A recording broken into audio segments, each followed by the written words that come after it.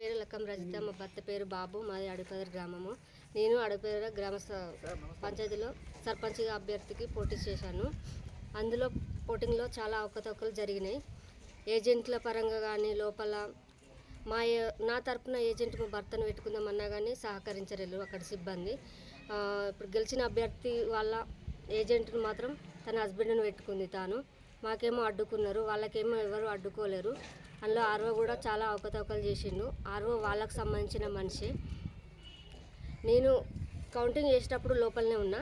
Last 5 minutes దాకా purse గుర్తు వస్తుందని, లీడ్లో ఉందని ప్రచారం చేసిర్రు లోపల ఉన్న సార్లు కానీ మేడమ్స్ కానీ. లాస్ట్ 5 minutesలో చేంజ్ చేసిర్రు. లాస్ట్ 5 minutesలో కత్తెర గుర్తు వచ్చిందని నేను బయటకు పోయి వాటర్ దాకా వచ్చేసరికి తీర్మానం చేసేసి కత్తెర గుర్తు వచ్చిందని చెప్పిర్రు. సర్పంచ్ ఇప్పుడు పోటీ చేసి గెలిచిన అభ్యర్థి అంతా అయిపోయాక కార్యదర్శి కాలుముక్కి బయటకు రావడం జరిగింది. కార్యదర్శి కాలుముక్కడు వాళ్ళ ఫ్యామిలీ మెంబర్ కాదు, తను కాలుముక్కి రావాల్సిన పని ఏం లేదు. అందులో ఉన్న గ్రామ పంచాయతీ సిబ్బంది మొత్తం వాళ్ళ ఫ్యామిలీ మెంబర్సే. వాళ్ళు కూడా బయట వ్యక్తులను తీసుకుపోయి ఓటు వేయించిన వాళ్ళే, మెంబర్తో కాకుండా వాళ్ళే ఓటు వేయించారు. దానికి ఆర్ఓ సహకరించాడు.